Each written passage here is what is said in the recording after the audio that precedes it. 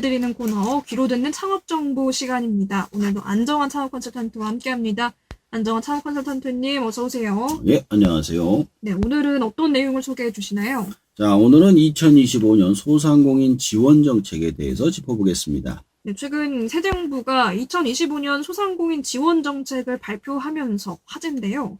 먼저 이 소상공인 정책을 다룬다는 게 어떤 의미가 좀 있을까요?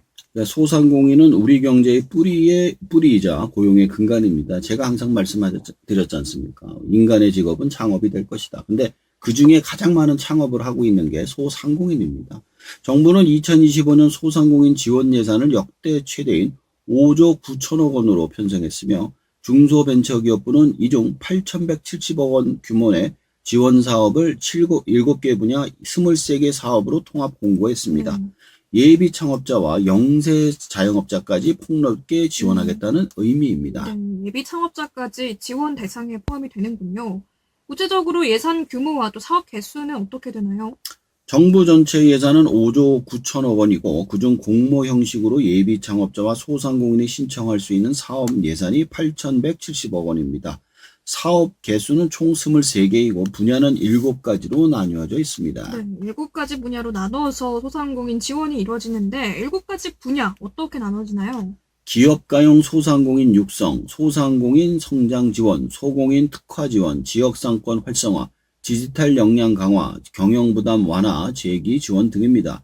예를 들어 소상공인 성장 지원에는 협업 활성화나 백년 소상공인 육성 등이 포함되고 소공인 특화 지원은 스마트 제도나 클린 제조, 판로 개척 같은 내용이 들어가 있습니다. 네, 예비 창업자는 어떤 지원을 받을 수 있나요? 예비 창업자를 대상으로 혁신 소상공인 창업 지원이 운영됩니다. 창업 교육, 점포 경영 체험, 멘토링, 자금 지원 등을 제공하고 시제품 제작, 마케팅, 점포 리모델링도 지원합니다.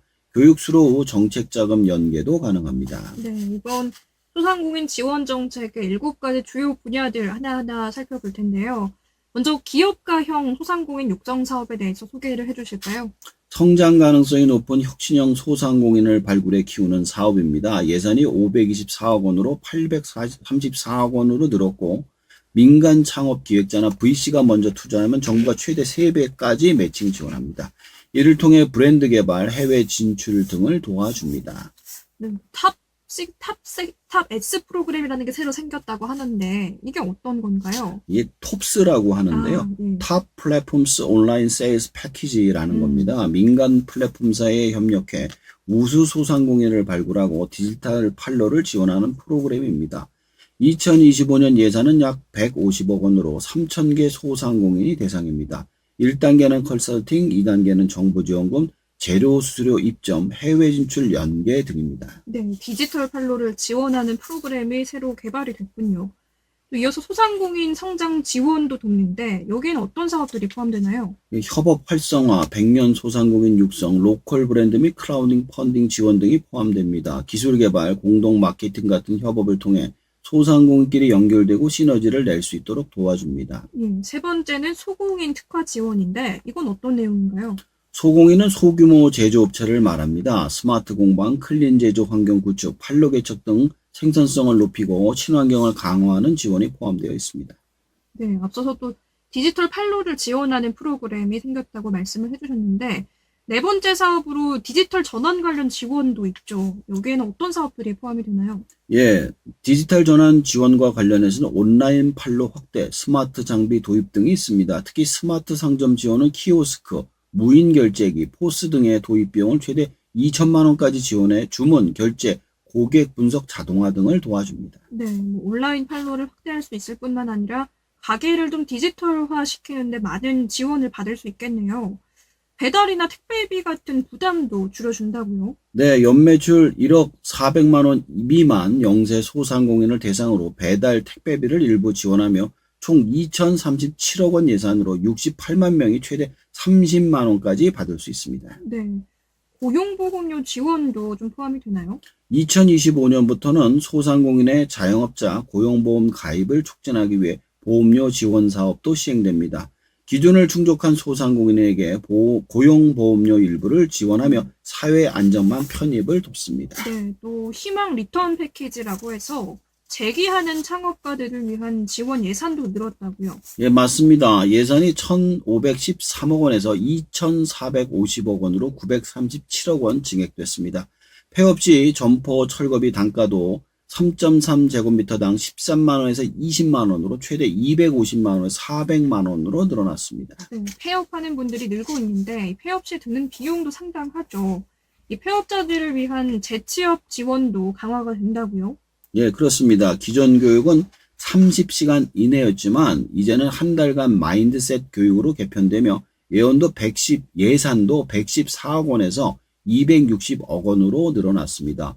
월 20만 원 곱하기 6개월의 취업수당과 지역 파트너십도 신설돼 폐업자들의 재도약을 돕습니다. 네, 폐업자들이 이제 다른 분야에 취업할 수 있도록 돕는 지원인 건데 취업이 아니라 재창업을 돕는 지원도 있을까요? 네, 재창업 전담 PM 제도를 신설해서 폐업 후 재창업하려는 사람이 1대1 멘토를 붙여줍니다. 경영진단 예산도 55억 원에서 62억 5천만 원 늘었고 전담 매니저 배치 예산은 새로 500억이 투입됩니다. 네, 지금 가장 뜨거운 이슈 중에 하나가 소상공인 부채 감면과 관련된 지원인데 여기에 대해서 어떤 얘기들이 나왔나요? 네, 최근 급증한 소상공인 채무 부담을 고려해 정부는 채무 조정 및 감면 제도를 운영 확대할 예정입니다.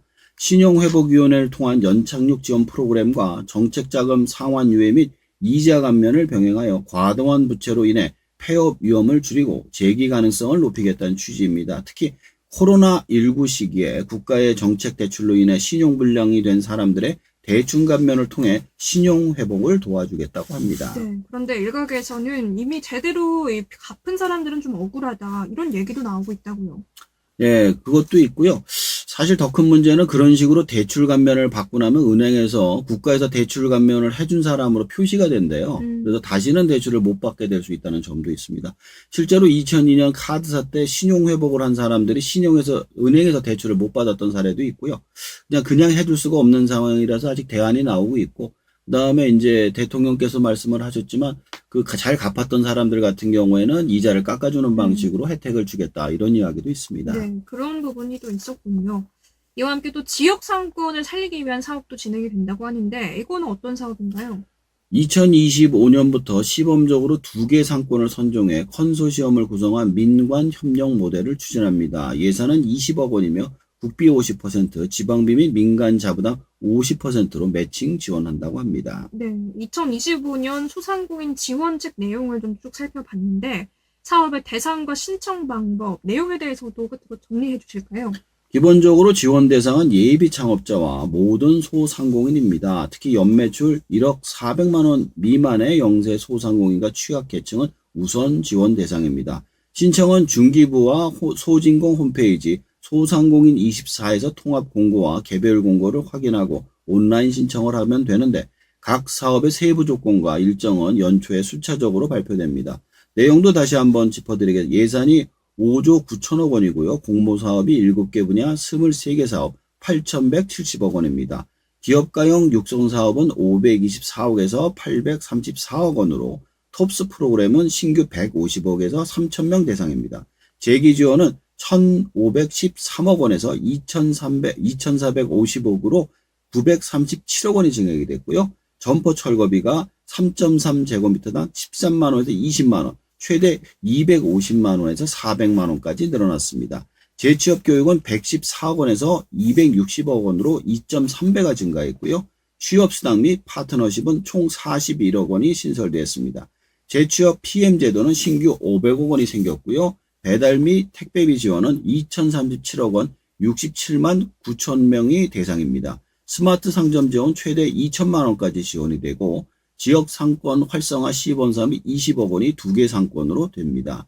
소상공인 부채 조정 및 감면은 신보기 중심의 채무 조정, 상환유예, 이자 감면 병행을 할 것으로 보입니다. 이렇듯 2025년 소상공인 제도약과 성장을 위한 예산이 대폭 확대된 해가 될 것입니다. 네, 폐업을 앞둔 분들부터 재취업을 앞둔 분들, 또 활발하게 활동하고 있는 창업가들까지 소상공인들에게 정말 큰 도움이 될 것 같은데요. 그런데 일각에서는 이 사업의 단점을 또 우려하는 시선도 있다고요. 예, 세 가지를 좀 얘기해 볼 수 있어요. 첫 번째로 과잉 창업 유도 가능성. 두 번째가 실질 수혜자 중심 설계 부족, 세 번째, 지나치게 분산된 사업 구조 등등입니다. 네.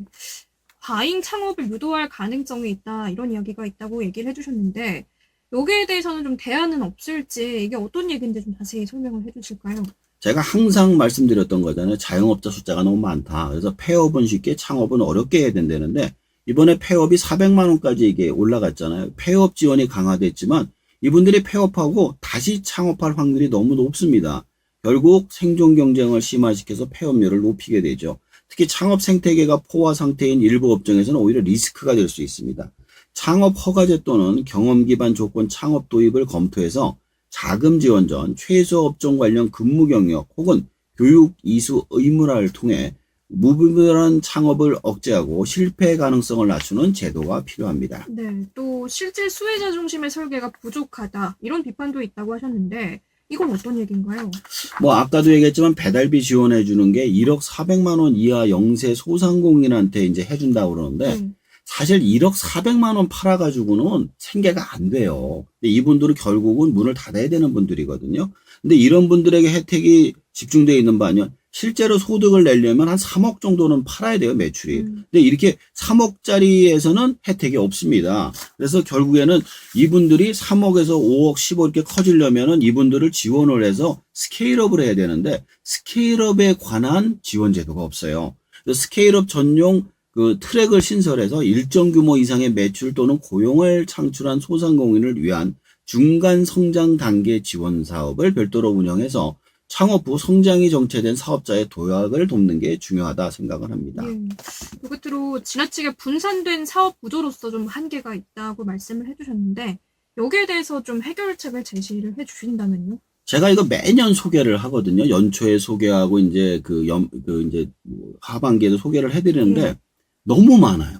그래서 내가 뭘 받을 수 있는지 모르는 경우가 대부분이에요. 지금도 보면 7개 분야, 24개 사업이 모두 공모 신청으로 진행되면서 수혜자 입장에서는 지원 항목을 이해하고 신청하기 어려운 구조입니다. 공부를 해야 돼요. 행정정보 접근성이 낮은 자영업자는 여전히 정보 격차를 겪게 됩니다. 통합형 플랫폼 연계 강화, 소상공인 24나 기업마당 같은 정보를 통해서 제공하는 플랫폼을 단순한 게시판 수준이 아닌 AI 맞춤형으로 추천을 해주거나 자동 연계가 가능하도록 고도화하면 신청률하고 수혜율이 높아질 것입니다. 네, 2025년 소상공인 지원 정책에 대해 살펴봤는데요. 말씀하신 대로 정보 격차를 겪지 않도록 또 많은 자영업자분들이 해당 내용을 확인해 보시고 또 필요한 부분에서는 혜택을 챙기시길 바라겠습니다. 오늘 말씀 잘 들었습니다. 지금까지 안정환 창업 컨설턴트였습니다. 예, 감사합니다.